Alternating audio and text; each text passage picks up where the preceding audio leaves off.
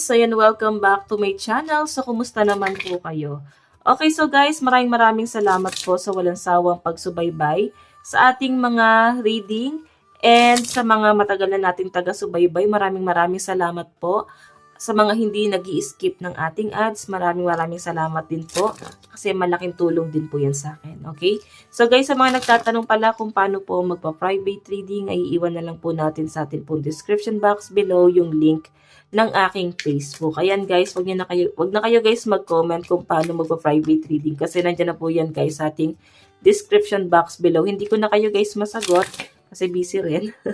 At mahirap pa-explain. Basta nandyan po yan guys sa description box. No, yung link. Kung hindi nyo guys mahanap, pwede nyo ako guys i-direct message. I-search nyo na lang po ako guys sa ating pong Facebook, Jade Tarot. Ayan, Jade Tarot po yung aking FB. Okay, so tingnan natin kanino bang love reading itong masasagap natin guys. Pero bago tayo mag-start, tingnan natin yung overall energy. Kunin natin tong card.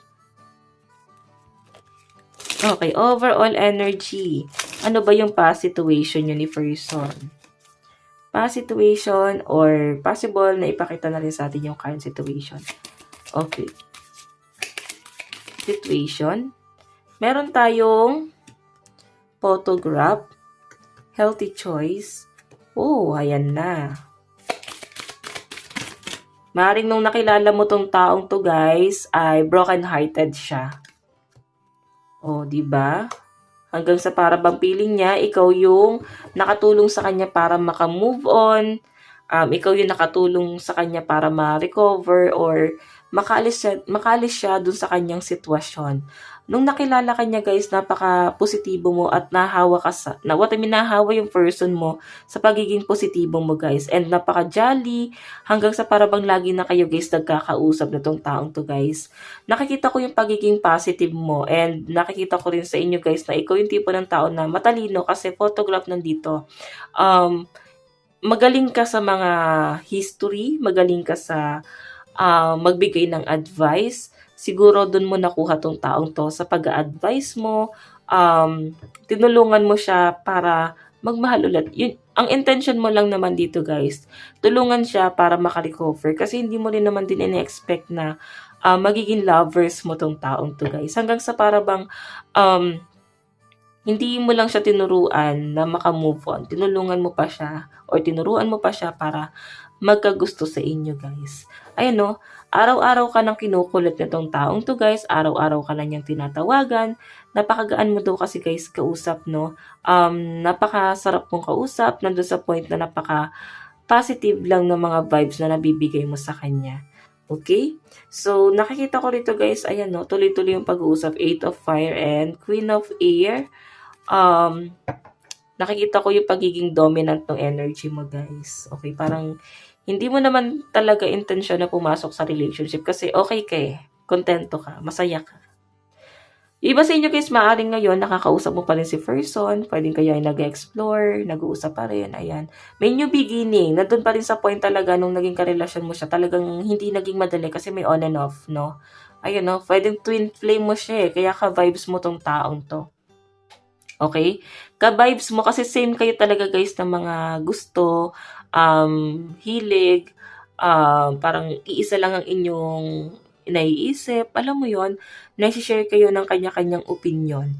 Okay, so yun nga lang guys ang nakakalungkot dito pag sinabing twin flame. Napaka-rare na magkatuluyan yan. Sobrang bihira. Okay? Sobrang bihira. Nasa inyo na lang talaga yan guys, no? Kung pipiliin nyo na parang magkaroon ng ng higher commitment sa pagitan yung dalawa. Kasi twin flame na kayo eh. Kumbaga same vibes lang talaga kayo guys, as in. Sobrang gaan din sa'yo, at I mean sa'yo, sa side mo, sobrang gaan din sa pakiramdam na tong taong to na makausap siya, magbigayan kayo ng kanya-kanyang opinion. Okay, so titignan natin guys. Energy ni person, ayun yung sitwasyon nyo, no? Energy ni person.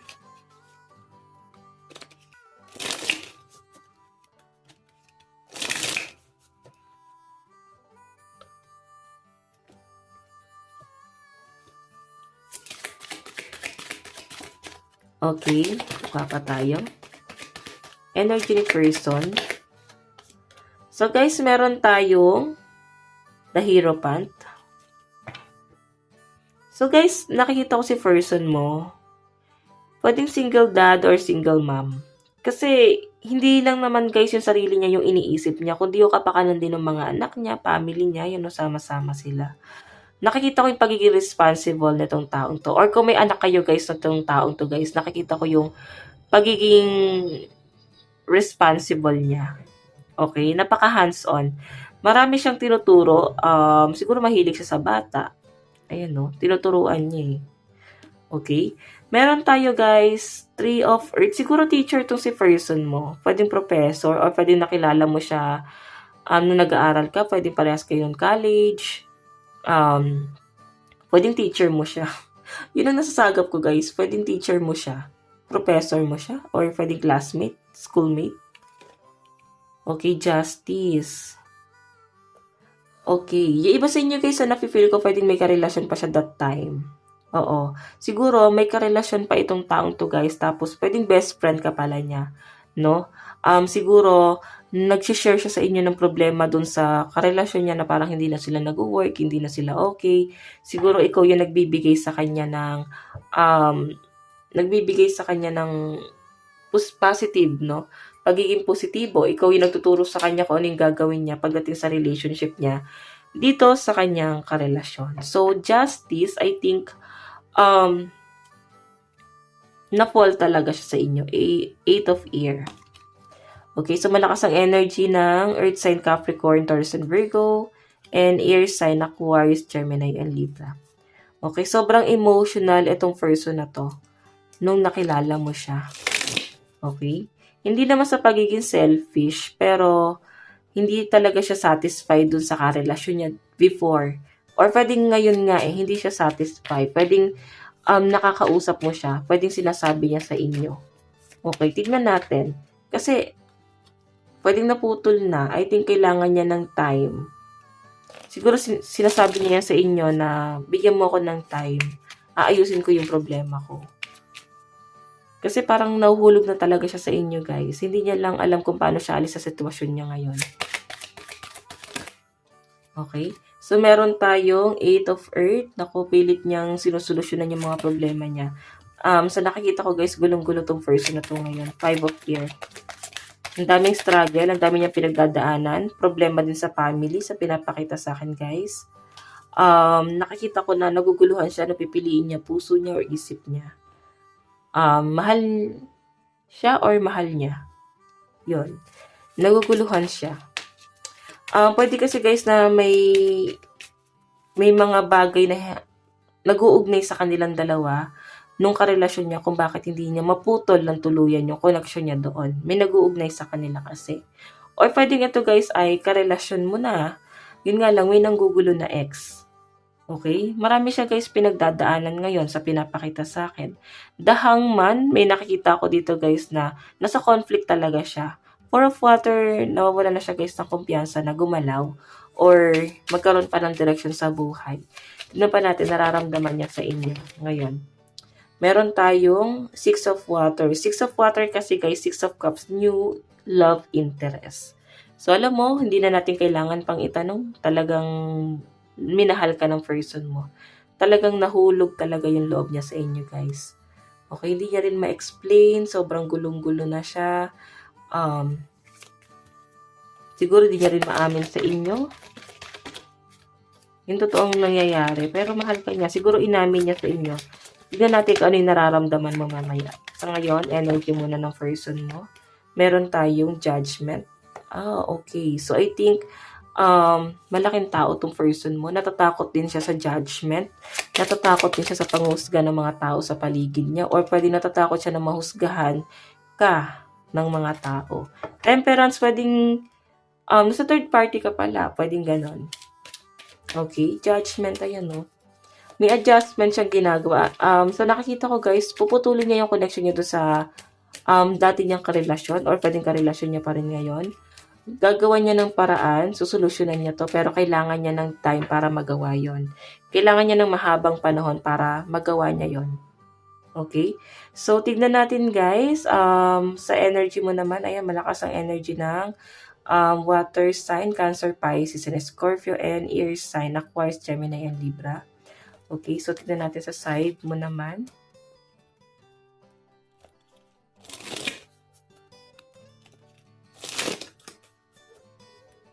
Okay.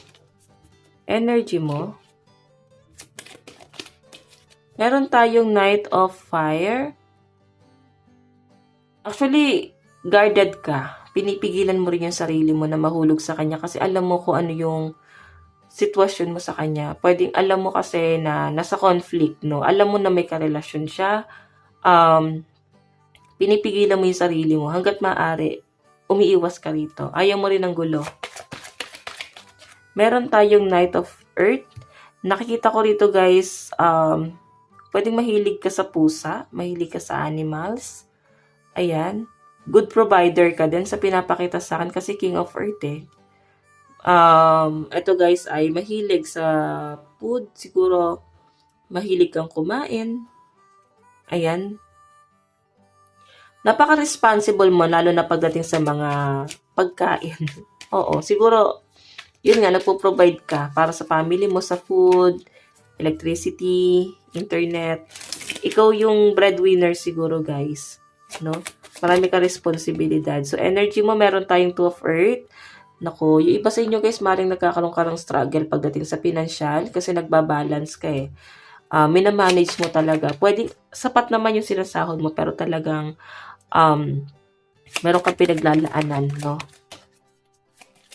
Tingnan pa natin. Meron tayong The Empress. Okay, parang natuto nang maging natuto na kayo guys na lumayo na lang sa gulo. Ngayon guys, nakikita ko yung pagsa-self-love mo dito. Puro sa sarili mo, parang nandun ka sa point na bakit ka nilagay ng person mo sa ganyang sitwasyon. Or pwedeng ikaw naman talaga yung nauna.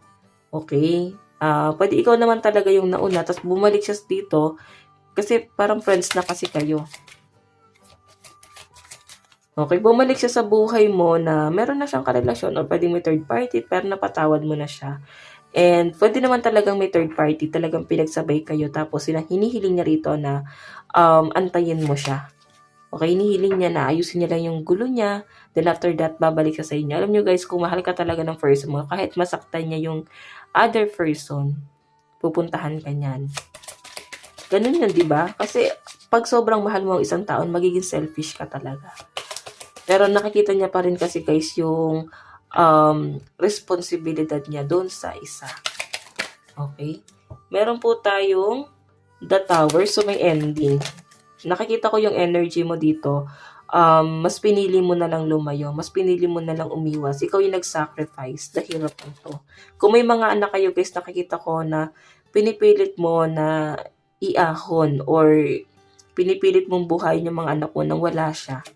Okay, meron tayong 7 of Earth. Ito guys, nakikita ko yung pagiging passionate mo pagdating sa yung career.